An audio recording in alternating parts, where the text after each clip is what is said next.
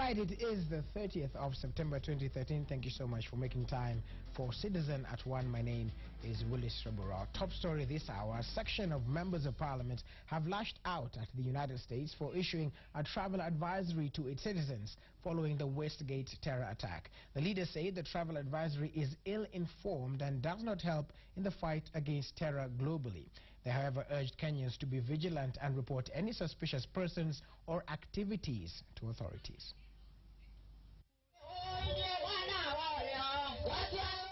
The leaders, mainly drawn from the Jubilee coalition, accused the U.S. of applying double standards, claiming that terrorism is not exclusive to Kenya and that the U.S. itself suffered one of the worst attacks in history. Twin Towers zilipobomolewa huko na the same terrorist. Nani alipeana travel advisory? Wacha tuache kuweka double standards. Kama we are dealing with a national and international issue, we handle it as such. Na mkikumbuka ya kwamba kuna watu kila wakati wanatuwekea travel advisory orders kwa sababu wanaona kiuchumi tunajiinua zaidi na wanataka kutukata miguu ili tuweze kuporomoka kiuchumi. They, however, asked Kenyans to remain united as they exercise vigilance to avoid being caught unawares by activities of evil-minded people. Tusitenganishwe kwa dini, kabila au marangi. Na kwa hivyo kama Wakenya ama kama viongozi tumeamua kwamba tutakuwa tukishikana pamoja ili tujenge nchi ya Kenya, kwa sababu nchi ya Kenya ni yetu sisi wote. The MPs also cautioned security agencies against blame game, saying everything will become clear after the ongoing forensic investigations. Tumeona kwa magazeti watu wanaanza kusema hapana sio sisi, ni wale walala kwa kazi yao. Wengine wanasema hapana sio sisi, ni wale wengine wamelala kwa kazi yao. We would like to tell them to stop pointing fingers and to stop trying to absolve themselves. A clear audit will be done, and if somebody slept on the job, heads will roll. They said both the National Assembly and the Senate will legislate on laws that will help to improve Kenya's security situation. Tukiwa Senate, tukiwa National Assembly, tutafanya juu chini, tutafanya vile tuwezavyo ili tutengeneze ile masheria, legislation, ambayo itatusaidia kumaliza hii mambo ya watu kuja nchini kwetu bila kuangaliwa. Kendagor, Obadia, Citizen at 1. Right, now the Salaries and Remuneration Commission has now ruled out a salary increase to members of the county assemblies until a job re-evaluation for county government officers is done. The SRC chairperson, Sarah Serem, says the job re-evaluation will start on the 1st of October and will run until the end of November this year. She says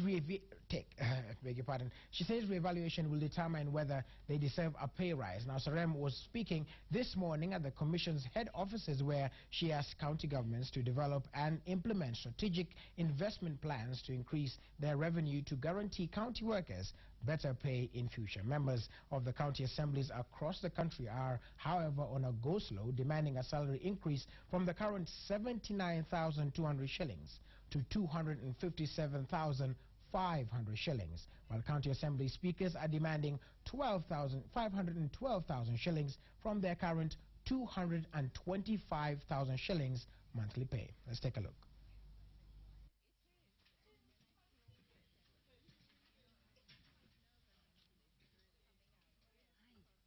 Hello, how are you? It is there. We didn't change what we are calling the facilitation allowance, because those are not matters that are impacted by job evaluation. And for that reason, we introduced sitting allowance and marked that or capped it at 8 sittings per week at a rate of 3,000 per sitting. SRC sets the salaries. When the MCAs down their tools, I don't know against which body, because SRC, and we did state that, is not the employer. The employer are the people who elected them. So if they are downing their tools, I think they should speak to those that elected them as their employer. And we also want to confirm with you that as we went round, there are many of the county assemblies that are on session. There are a number of them that met with us, that we had very fruitful sessions with them, and they are determined to move on because they know one fact, that it is their responsibility to generate the revenues on the ground. So the more they stay out, the more they lose out in that generation of the revenue. Right, a group of Asian investors from Cambo County are now threatening to leave the county over demolition of their premises by county government. The businessmen are accusing the Cambo Governor William Kabogo of allegedly seeking to throw them out of the county. The investors claim that the walls surrounding their business premises were allegedly demolished by county askaris without notice.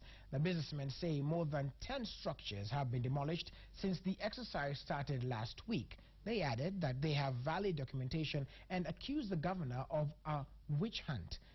Now, we tried to get a comment from the county authorities, but this turned fruitless. We were not served with any notices. We don't have any communication. And as soon as we arrived at the plot, the people who had destroyed the wall have run away. Instead of inviting, I think we are scaring and telling investors to go away.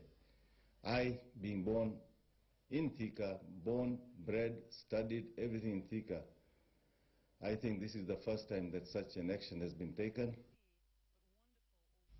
On to something that's also been a subject of discourse. Now, the Kenya Dairy Board National Chairman, Mashara Gishohi, is accusing a section of traders who are fleecing innocent consumers by charging them higher prices on the pretext of the introduction of the value-added tax. Gishohi, who was speaking at Kaburuini Showgrounds, where he had attended Nyeri County Development Forum, said that the VAT would only affect processed milk. He added that those still selling unprocessed milk at exaggerated prices are doing it illegally and should be prosecuted.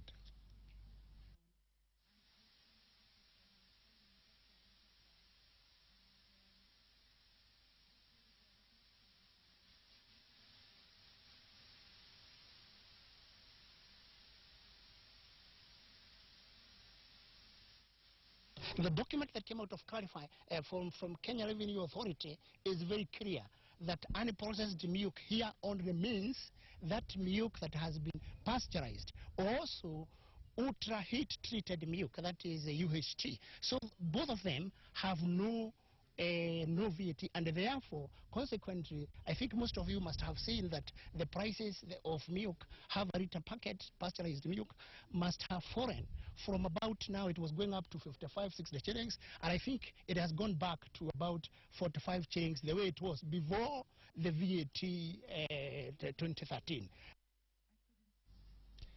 Now, a pastor who was 1 week ago accosted for allegedly having an affair with his follower's wife in Voi has now been summoned by other pastors from the area.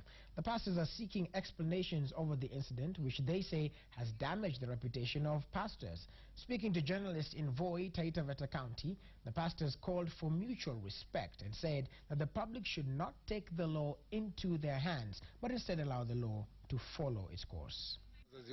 Kukitokea jambo ambalo mmelipata kuhusu wachungaji, msiwe kukimbia mbio mbio kabla mja kuja kutuuliza. Mara nyingi hiyo ni makosa. Maana tukifukuza pepo hamsemi kwamba tumefukuza pepo, lakini shida ikitokea kidogo mshakimbilia. Lakini tunashukuru kwa sababu kondoo na mchungaji wamepatana na mambo yako shwari. Mungu awabariki. Right. Very interesting story there. Now, the much-awaited military recruitment exercise kicked off today in various parts of the country. Thousands of job seekers converged at various recruitment centers to fight for the limited places in the Kenya Army, the Kenya Air Force, and the Kenya Navy.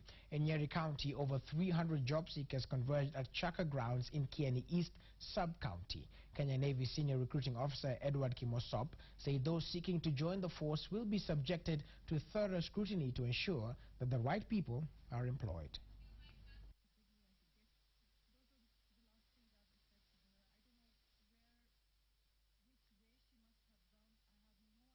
This recruitment center of Chaka in Kieni East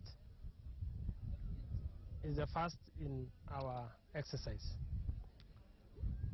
The turnout in my assessment was average, although the number of girls compared to the number of boys of very few. All right, we take a short break, but when we return, we'll have more news on election petitions and sports with Wahiga Maura. Stay with Citizen at 1.